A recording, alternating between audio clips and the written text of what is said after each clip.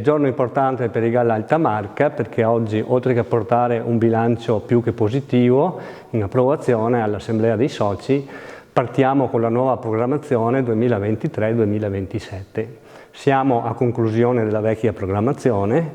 più che positiva, perché portiamo a casa quasi tutti i progetti approvati e con le risorse quasi al 100% impiegate. Solo il 2% delle risorse non sono state impiegate per vari motivi, per rinunce di qualche privato che non ha portato a termine quello che è stata la sua richiesta di progettazione. La nuova sfida che si apre in questa nuova programmazione è importante perché sparisce così dal vocabolario del GAL la parola turismo, ma la Regione Veneto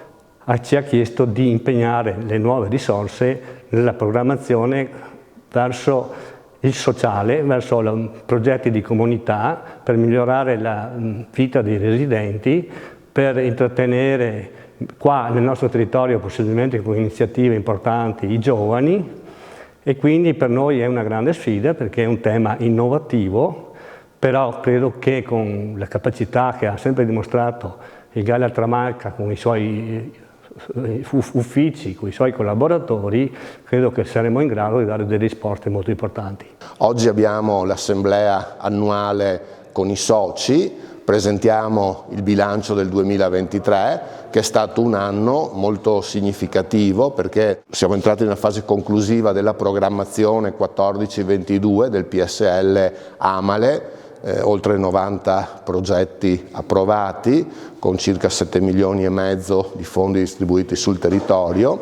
e abbiamo anche candidato il GAL sulla programmazione 2023-2027 e nel mese di dicembre ci è stata comunicata l'approvazione del nuovo programma di sviluppo locale che si chiama AMA, Alta Marca Armonie di Comunità, Paesaggio e Cibo.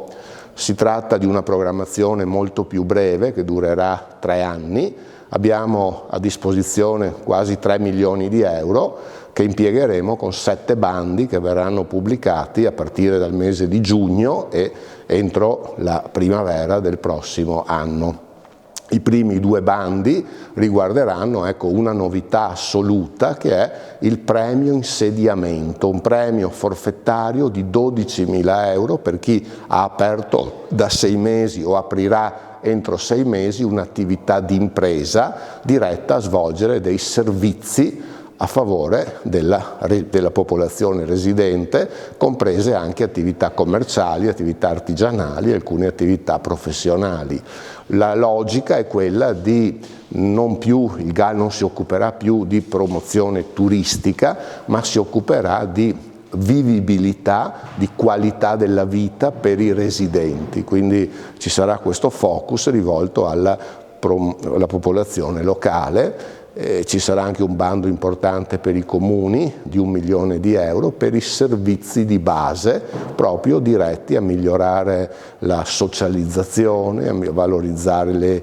tipicità locali. Ecco, l'altro bando che approveremo nel mese di maggio e verrà pubblicato a giugno riguarderà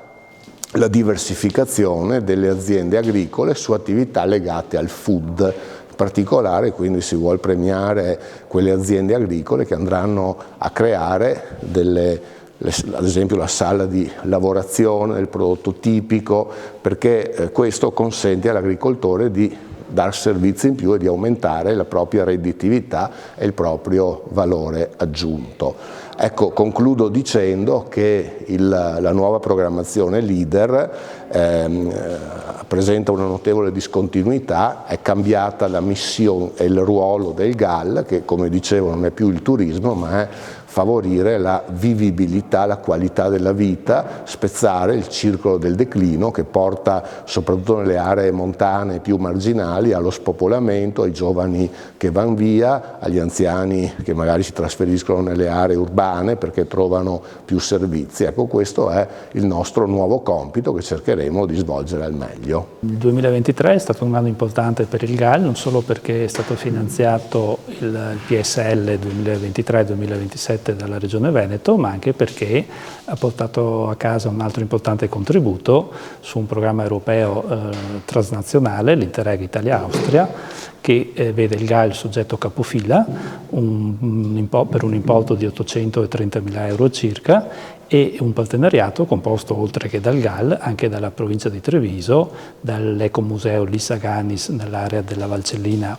in provincia di Pordenone e dall'Università di Innsbruck. Il progetto riguarda l'educazione al patrimonio naturale e ambientale del nostro territorio, in particolare dei parchi presenti all'interno della rete del partenariato creato, quindi nel nostro caso ad esempio il Parco del Livellet piuttosto che le grotte del Caglieron, oltre nel caso della provincia di Treviso del Parco dello Storca, e quindi si tratta di andare innanzitutto a fare rete fra questi soggetti che gestiscono i parchi per sviluppare nuove competenze,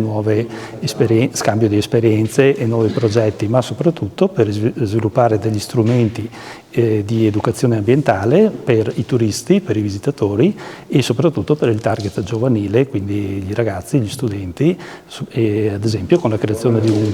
un edugame proprio per educarli all'ambiente e al paesaggio del nostro territorio. La realtà del GAL è fondamentale per il territorio perché nel suo piccolo, con le sue attività, riesce a recuperare i fondi necessari o quantomeno ci prova per sviluppare le iniziative che sono di vitale importanza per lo sviluppo locale delle aziende, delle famiglie e poi di tutto il territorio nel suo insieme.